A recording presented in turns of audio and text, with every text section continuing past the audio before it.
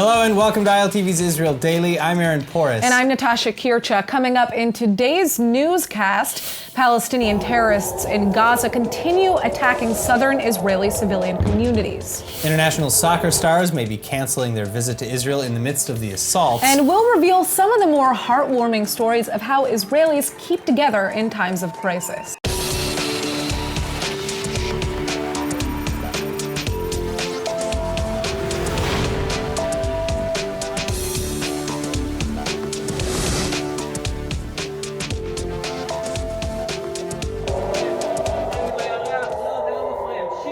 Rocket sirens are continuing to wail in southern Israel as of Wednesday morning, just 24 hours after the attacks began. Over 250 rockets and counting have been fired by the Palestinian Islamic Jihad terror organization into Israel. The group is vowing to continue with the war too, after Israel first targeted their regional leader, Baha Abu al-Atta, who is preparing to carry out another attack. And most sirens are ringing out in the south along the border areas like in Sderot, Ashkelon, and Ashdod. But residents have also reported alarms and loud explosions in the skies above Latrun and Beit Shemesh further north. Even Jerusalem has been targeted. A rocket has even hit a water pipe in the Eshkol region, causing a large leak and an empty greenhouse. And many cities from Sderot, Ashkelon, and Ashdod, all the way to Ramat Gan and Givatayim next to Tel Aviv, have canceled school for a second day. The Iron Dome missile defense system has been working with an interception rate of over 90%, though. And thankfully, no immediate reports of serious casualties have been published. But that's not to say that there haven't been any close calls and lighter injuries. Again, David Adom paramedics report dozens of civilians receiving treatment for lighter to moderate injuries, including 2 men who suffered shrapnel wounds. And some rockets have broken through the Israeli shield as well, striking highways and residential neighborhoods. Meanwhile, the IDF ground and air forces have been retaliating against the Strip, targeting militants, rocket launchers, and terrorist infrastructure like naval bases, training grounds, and tunnels into Israel. And the total death toll in Gaza since Tuesday morning is now at least 23, 12 of which are confirmed terror group members. Now moving on, with tensions the way they are, Egypt and the United Nations are on a mission to restore the calm. Now TV's Shanna Fold reports with more details. Egyptian and United Nations officials have been hard at work since Tuesday night in efforts to restore some semblance of quiet along the southern Israel-Gaza border. But both the Hamas and Palestinian Islamic Jihad terror groups in the Strip are promising to intensify their assault in retaliation for the killing of the Islamic Jihad's regional terror chief, Baha Abu al-Atta. In fact, according to Public Security Minister Gilad Erdan, the Iran-backed PIJ is also attempting to sabotage ceasefire arrangements, leading to a shift in Israel's defense policy. Until now, Israel held Hamas responsible for all violence coming from Gaza, as they're supposed to be in charge. But since this latest escalation began, the IDF has focused its efforts on targeting Islamic Jihad infrastructure directly. On that same note, newly minted Defense Minister Naftali Bennett says Israeli strikes send a clear message to our enemies, and that whoever plans to hurt Israel during the day can never be sure he'll make it through the night. Still, Israel does prefer calm, and senior international officials are working in that direction. But it's an uphill battle. That's why Special UN Coordinator to the Middle East, Nikolai Mladenov, is already in Cairo. He says the risk of escalation remains high, and that it's too early for talks and mediation just yet. For now, the goal is just to stop the escalation. Well, here now in the studio with more on the ongoing crisis in the South, please welcome diplomatic and Middle East analyst Idan Ronen. So, do you have any updates for us since this morning? Well, for the best of my knowledge, there were several hits. There was a direct hit in the Ashkelon building here. The situation doesn't look as if it is too clear at this point how we are going forward. We are absolutely aware of the fact that Islamic Jihad, it must have Jewish blood photo. Only getting hands on top of the head while Israelis go down to take refuge, it's not good enough for them. Running for cover, it's not good enough. They want to see Israeli casualties. They want to see Israeli blood. And they are heavily pressured by Iran, by their masters from Tehran.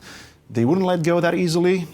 And that's what makes this particular round to go on and on. All right, well, so we're seeing now more targeted strikes against Palestinian Islamic Jihad infrastructure in specific, as opposed to the previous policy, which was to attack Hamas because Hamas is the governing power in Gaza. And Public Security Minister Gilad Erdan made it clear that that was a significant shift in policy. Do you think that that's enough?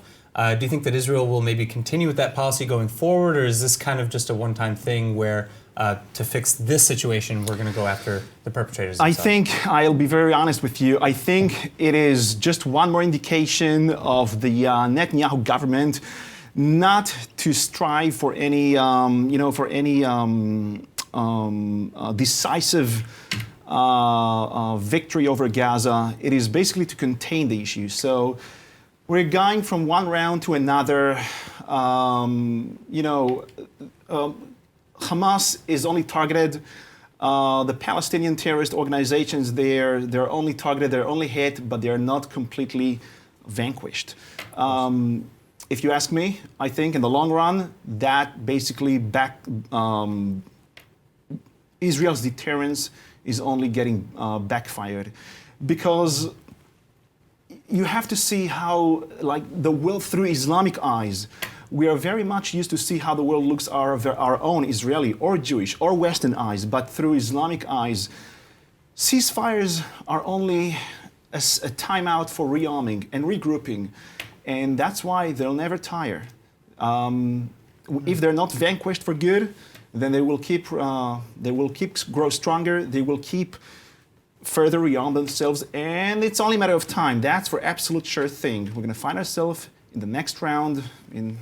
Who knows what's going to be the occasion about? No, Israel has also stopped its policy of targeted terrorist assassinations in accordance with deals that they have with Egypt and Hamas. But obviously, they felt the need to change that when it came to Abu al-Atta. Are Hamas and Egypt holding up their end of the deal here? Hamas is despised by Egypt. The Egyptian, for their behavior, or because they're an offshoot of the Muslim Brotherhood, or for what reason? Well, the reason is because Hamas just keeps undermining Egyptian interests, because Hamas basically is only causing them. You see, Hamas is basically is some sort of a tentacle coming out from Muslim Brotherhood sitting in Cairo. Now, whenever Hamas plays, the macho guy, then automatically the Egyptian street is rising up, and Assisi and even the presidents before him, they always it's a kind of a headache. They always have to keep their street calm down. Right. So I'll just make it to make story short. Hamas is a headache for Egyptians. They have to get into the picture and only create some sort of a camouflage or a mirage of ceasefire and let's get everything together and so on. All right. Well, thank you so much for joining us. Thank you so much. In the meantime, the United States is also now speaking up in the midst of the violence. Over 250 rockets have now been launched at Israel from the Gaza Strip, and the White House is now strongly condemning the terror. Vice President Pence, for one, says that it's clear Hamas and the Palestinian Islamic Jihad terror groups put violence ahead of bettering the lives of Gazan citizens. And Ambassador to Israel David Friedman adds that the U.S. stands with Israel in this critical moment. Even Democratic presidential hopeful and former Vice President Joe Biden has issued support for Israel's actions, calling the constant fear of rocket attacks intolerable.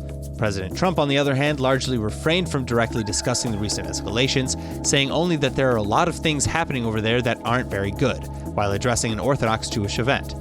But then Trump went on to mock the Israeli political system for failing to turn out a leader yet, while also boasting a false Israeli approval rating of 98%. We work hard in Israel, I have to tell you. I think I have an approval rating of about 98%. If anything happened here, I'm taking a trip over to Israel. I'll be Prime Minister there very soon. What kind of a system is it over there, right? With Bibi, and they're all fighting and fighting. We have different kinds of fights, but at least we know who the boss is. Ironically, though, this rocket assault may actually be increasing the chances of a unity government, in spite of what blue and white leader Benny Gantz might say. because with just 8 days left in his mandate to form a coalition on the one side and a potentially drawn-out conflict with Gaza on the other, the country may not tolerate a weakened interim government for much longer. Now, for the second day in a row, and in response to the rocket fire, schools, businesses, and all densely populated events around Gaza have been canceled. Yeah, life in general has essentially been brought to a standstill in the 100 or so kilometers around the Strip. And joining us to discuss the damages caused is Director General of the Israel Experience, Amos Hermon. Amos, thank you for joining us. But what does the Israel Experience do exactly, and how has the organization been affected by the recent events?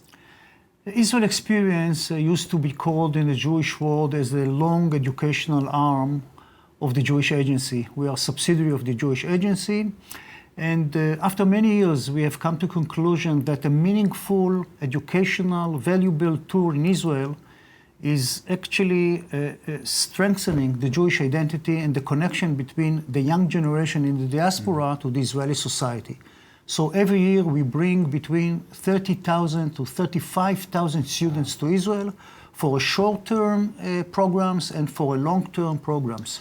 Jewish Day School, Students Organization, the Religious Stream, Jewish Federation, and all over. But I'm assuming that, things aren't always going to run smoothly. Sometimes we have events that take place like what we're seeing in the past 2 days. How does your organization deal with this? Listen, it's very, very interesting because, the kids are very happy in Israel. The students are very happy. For them, it's a little bit of action. But the communities, mainly the parents, are a little bit worried. And unfortunately, we are quite experienced in such of situations, okay? In 2014, for example, the last operation in Gaza. And you have to understand that we are working with educators. This is the added value of the company.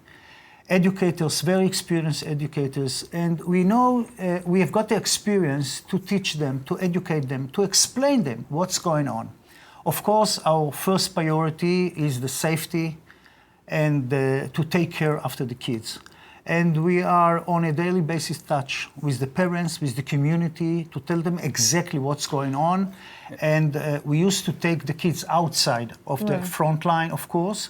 And some of them who are insisting to stay, they are under the operation, under the orders of the police and ours. So you're in contact with security services? Exactly.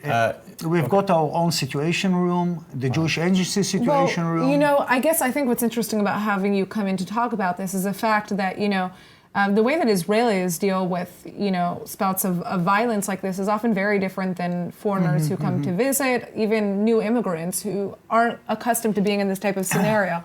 And so, the shock that you might experience as a person who's never been exposed to this may be bigger, obviously, than your typical Israeli who's willing to walk outside when there's, a siren wailing, which we've seen several Israelis be willing to do that yesterday.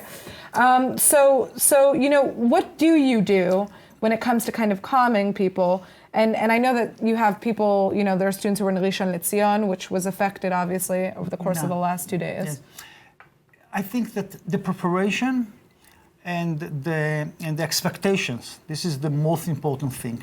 We prepare them. When they are landing in Israel, we tell them exactly that things might be happened, okay? And God forbid, it might catch you somewhere in the region. So we give them all the instructions. We give them all the protocol, what they should do, exactly like every Israeli citizen used to hear and used to implement. And well, if the Israelis can handle it, so can they, right? I know, that's the bottom point. Because the Israelis are very experienced. For them, it's the first time. Especially, So our madrichim, our guides, all the time with them.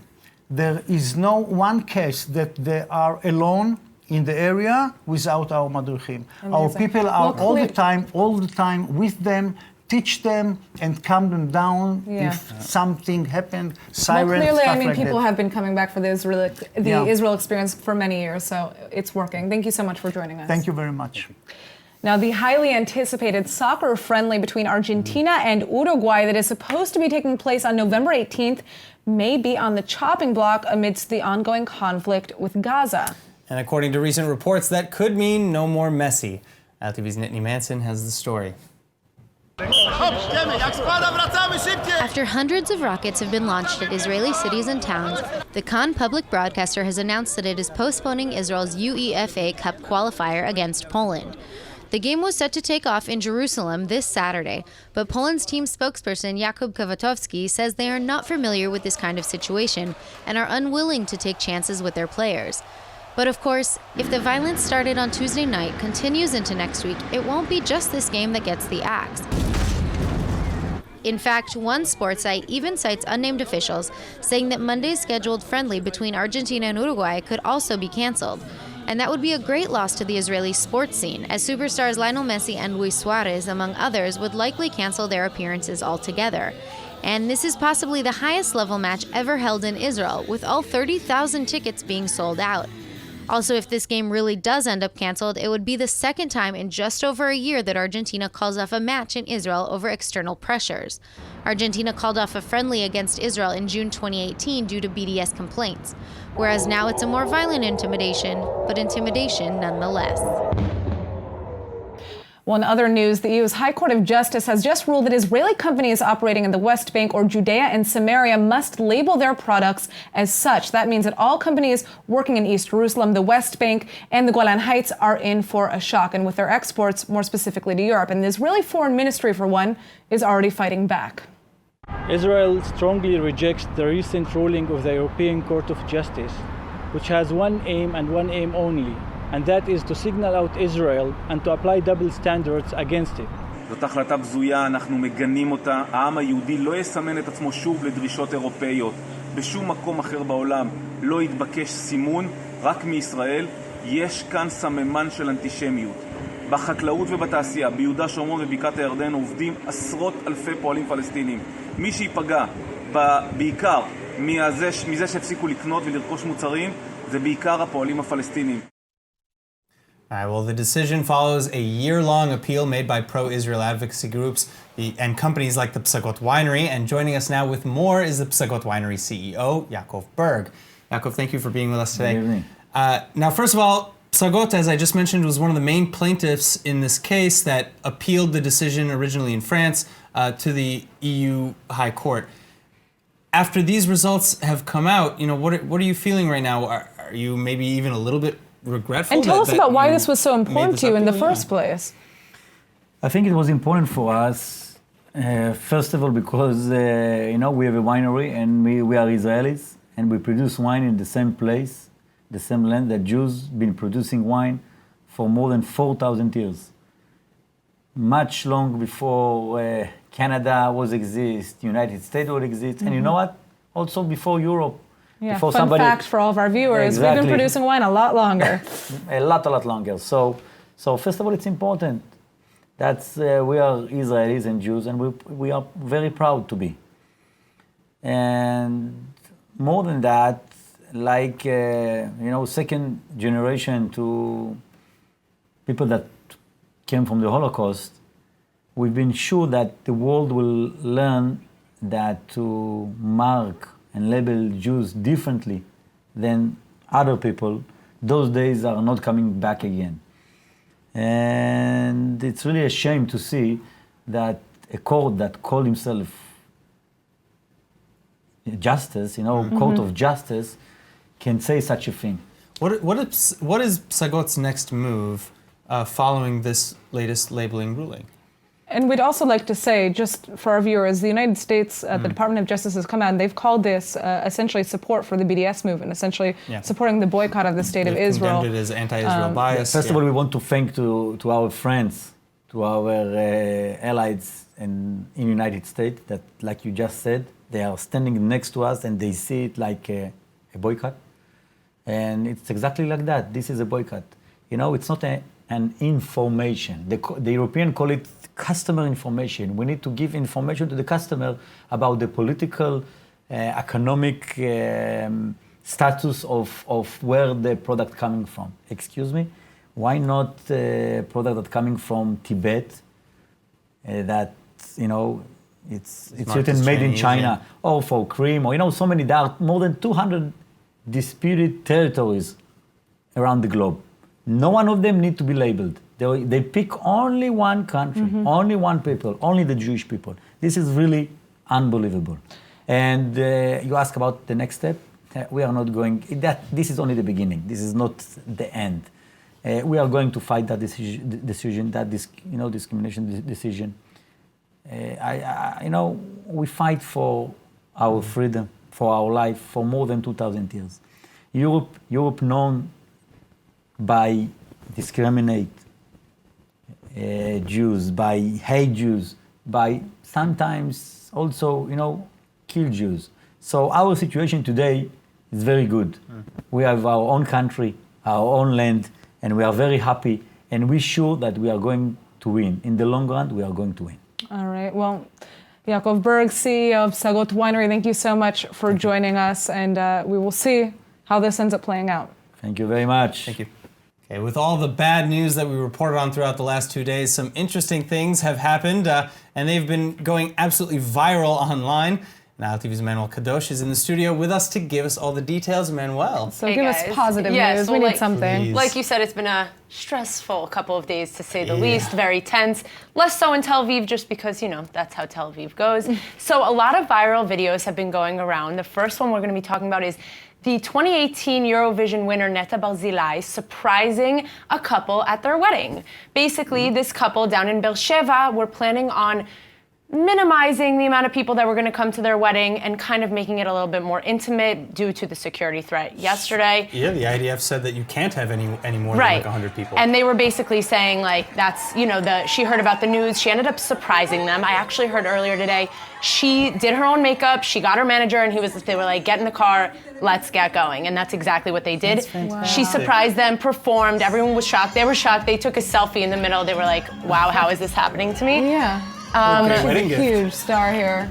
She's huge, and just because, it's been a year since the Eurovision, since she won, she's still just as big as she always has been. Right. And then, so the second story, we are seeing a man actually getting out of his car and thinking that it was Memorial Day siren, which we do every year. We have a national siren that goes off throughout the country. Yeah, can we see that video? Where is it? Pull it up, guys. Everybody pull it up, yes. Boy. Where a man, I don't know if you hear him, an Israeli man is screaming at him, no, it's not Yom HaZikaron. It's not Memorial Day. The man filming. The man filming. Just to clarify to all of our viewers here, Yeah. on Memorial Day here in Israel, they play the same sirens that you hear when there are rockets. So this guy, everybody gets out of their car. They stop their lives for 1 minute to 2 minutes, where they, pay their respects for the fallen soldiers. Yeah, and typically you're supposed to lie down on, put your hands over your head. Well, for this type of red alert siren, you're supposed to, but I think he was a little bit confused. They got it on tape. Israelis have been passing around. It's been a long day, okay?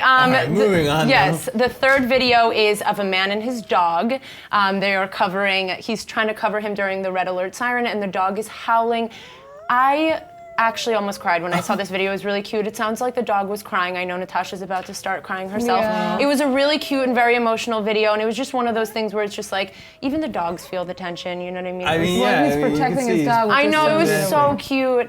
And then the last video, which actually kind of brightened my day up a little bit more, that I saw from Channel 12 News here, is this reporter covering from the south, and he was, talking about some very serious things that were happening, and a man just walked straight through their live video, and he ended up not being able to stop hysterically laughing, him and the anchor. It was just one of those moments where he was just kind of like, well, that's what happens live, but in addition, it's been such a long day, and it was such a funny ending to it. Israelis are like, and then he came back and watch any more news. Shook his hand, apologized, and didn't even notice that he was in the live video. This was on national news last night. That is a very Israeli thing. The reporter could not stop laughing. It was really great. Yeah, at least something to smile about. Right, definitely. All right, Emmanuel, thanks so much for joining us. Thank you, giving guys. us something to smile about today. Absolutely.